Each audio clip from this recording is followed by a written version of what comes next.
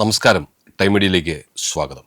നമ്മുടെ ഇന്നത്തെ വീഡിയോയുടെ വിഷയം എന്നെയും നിങ്ങളെയും വളരെ സാരമായി ബാധിക്കാൻ പോകുന്ന കേരളത്തിൻ്റെ തന്നെ സമ്പദ്ഘടനയുടെ നട്ടെല്ലൊടിക്കാനിടയുള്ള ഒരു വിഷയം തന്നെയാണ്. കേരളത്തിലെ നിർമ്മാണ മേഖല, ഹോട്ടൽ വ്യവസായം, കൃഷി, എന്തിന് നമ്മുടെ നിത്യജീവിതത്തിലെ ചെറിയ ജോലികൾ പോലും ചെയ്യാനായി ഇന്ന് നമ്മൾ ആരെയാണ് ആശ്രയിക്കുന്നത്? ഉത്തരം വളരെ ലളിതമാണ്. നമ്മുടെ വീട്ടിലെ കൊച്ചുകുട്ടികൾ പോലും ആ ചോദ്യത്തിന് ഇങ്ങനെ ഉത്തരം തരും: അതിഥി തൊഴിലാളികളെ. എന്നാൽ ഇന്ന് കേരളം ഒരു വലിയ പ്രതിസന്ധിയിലാണ്. പലരും ഇത് ചർച്ചയിലേക്ക് കൊണ്ടുവന്ന് തുടങ്ങിയിട്ടേ ഉള്ളൂ. ഇന്ന് നമ്മുടെ നാട്ടിൽ മുഖ്യമന്ത്രി ആരാകും എന്നതാണ് ചർച്ചാ വിഷയമെങ്കിൽ യഥാർത്ഥത്തിൽ നമ്മൾ നേരിടുന്ന ഏറ്റവും വലിയ വിഷയം അതൊന്നുമല്ല. അത് ആരാണെന്ന് തീരുമാനിച്ചു കഴിഞ്ഞിരിക്കുന്നു. പക്ഷെ വോട്ട് ചെയ്യാൻ നാട്ടിലേക്ക് പോയ ലക്ഷക്കണക്കിന് അതിഥി തൊഴിലാളികൾ തിരിച്ചു വന്നിട്ടില്ല. വിമാന ടിക്കറ്റ് എടുത്തു കൊടുക്കാമെന്ന് പറഞ്ഞിട്ടും ശമ്പളം കൂട്ടി നൽകാമെന്ന് ഏറ്റിട്ടും എന്തിനേറെ അവരുടെ കാല് പിടിച്ചിട്ട് പോലും നമ്മുടെ ഭായിമാർ കേരളത്തിലേക്ക് മടങ്ങി വരാൻ മടിക്കുന്നു. 10 ലക്ഷത്തിലധികം തൊഴിലാളികൾ ഒഴിഞ്ഞുപോയതോടെ ഇപ്പോൾ കേരളത്തിന്റെ സാമ്പത്തിക നട്ടെല്ല് ഒടിയുന്ന അവസ്ഥയിലാണ്. എന്താണ് യഥാർത്ഥത്തിൽ സംഭവിച്ചിരിക്കുന്നത്? എന്തുകൊണ്ടാണ് അവർ നമ്മുടെ നാട്ടിലേക്ക് തിരികെ വരാൻ മടിക്കുന്നത്? ഇതിനെല്ലാം ഒരു കാരണം ഉണ്ടാവില്ലേ? പരിശോധിക്കാം. നമ്മുടെ നാട്ടിലെ വിവിധ മേഖലകളിൽ ജോലി ചെയ്യുന്ന ഭായിമാർ ഇടയ്ക്കൊക്കെ നാട്ടിൽ പോയി മടങ്ങി വരാറുണ്ട്. നമ്മളത് കാണാറുള്ളതാണ്. എന്നാൽ ഇത്തവണ അവർ കൂട്ടമായി പോയത് വോട്ട് ചെയ്യാനെന്ന് പറഞ്ഞിട്ടാണ്. എന്നാൽ ഇത്തവണത്തെ പലായനം വെറും ഒരു വോട്ട് ചെയ്യൽ യാത്ര മാത്രം ആയിരുന്നില്ല. അതിന് പിന്നിൽ പൗരത്വത്തെക്കുറിച്ചുള്ള വലിയൊരു ആശങ്ക അവരുടെ ഉള്ളിലുണ്ടായിരുന്നു.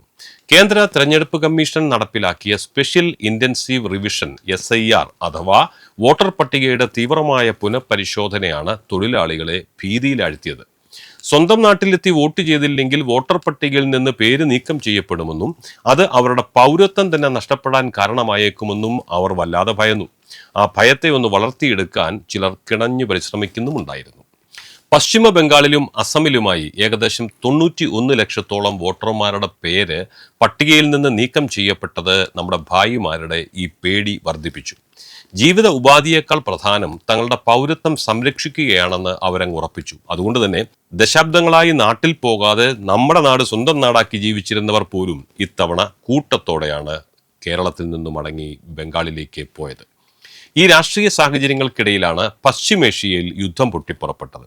അമേരിക്ക, ഇസ്രായേൽ, ഇറാൻ സംഘർഷം കാരണം ആഗോളതലത്തിൽ ഇന്ധന വിതരണം തടസ്സപ്പെടുകയും കേരളത്തിൽ പാചകവാതക ക്ഷാമം രൂക്ഷമാവുകയും ചെയ്തു. ഇത് ഹോട്ടൽ മേഖലയെ നേരിട്ട് ബാധിച്ചു. ഏകദേശം 1200ഓളം ചെറുകിട ഭക്ഷണശാലകൾ LPG ലഭ്യതയില്ലാതെ അടച്ചുപൂട്ടേണ്ടി വന്നു കഴിഞ്ഞു. ഇപ്പോൾ ആ കണക്ക് കൂടിയിട്ടുണ്ട്. ഇവിടങ്ങളിൽ ജോലി ചെയ്തിരുന്ന അതിഥി തൊഴിലാളികൾക്ക് അതോടെ പണിയില്ലാതെയായി. കൂടാതെ ക്യാനുകളിൽ ഇന്ധനം വിൽക്കുന്നത് നിരോധിച്ചതോടെ സ്വന്തമായി ഭക്ഷണം പാകം ചെയ്തിരുന്ന തൊഴിലാളികൾക്ക് ജീവിതം ദുസ്സഹമായി, കഞ്ഞികുടി മുട്ടി. അങ്ങനെ വിശപ്പും ഭയവും അവരെ കേരളത്തിൽ നിന്ന് കൂടുതലായി അകറ്റിക്കൊണ്ടിരുന്നു. കേരളത്തിലെ പ്രധാന തൊഴിൽ മേഖലകൾ ഇപ്പോൾ എങ്ങനെയാണ് പ്രവർത്തിക്കുന്നതെന്ന് നിങ്ങൾ ചിന്തിക്കുന്നുണ്ടോ? നിർമ്മാണ മേഖലയെപ്പറ്റി പറഞ്ഞാൽ ഈ മേഖലയിലെ 70% ജോലികളും ഇന്ന് നിലച്ചിരിക്കുകയാണ്. കരാറുകാരും വീട്ടുടമകളും തമ്മിൽ തർക്കങ്ങൾ പതിവായിരിക്കുന്നു. മറ്റൊന്ന് പ്ലൈവുഡ് വ്യവസായമാണ്. നമ്മുടെ പെരുമ്പാവൂർ കേന്ദ്രീകരിച്ചുള്ള പ്ലൈവുഡ് ഫാക്ടറികളിൽ ഉൽപാദനം 60 മുതൽ 70% വരെ ഇടിഞ്ഞു കഴിഞ്ഞു. അസം സ്വദേശികളായ വിദഗ്ധ തൊഴിലാളികൾ തിരിച്ചു വരാത്തതാണ് ഈ അടച്ചുപൂട്ടലിന്റെ കാരണം.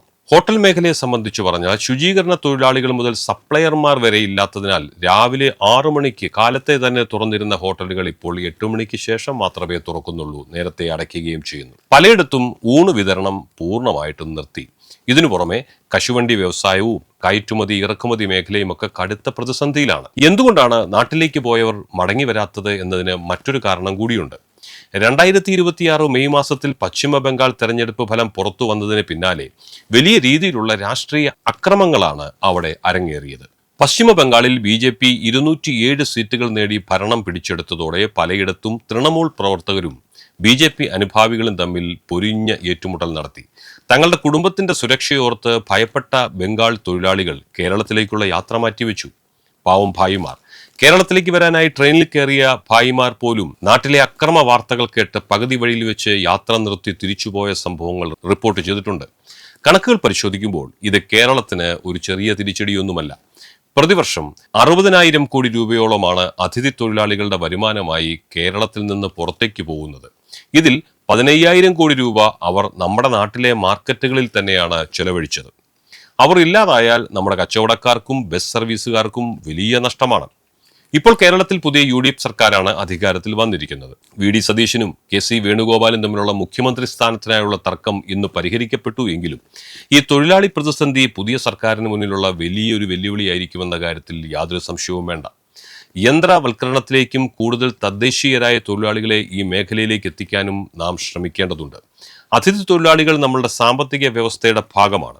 അവരെ തിരികെ എത്തിക്കാൻ സർക്കാരിൻ്റെയും ഉടമകളുടെയും ഭാഗത്തു നിന്നുള്ള ശക്തമായ ഇടപെടൽ അത്യാവശ്യവുമാണ്.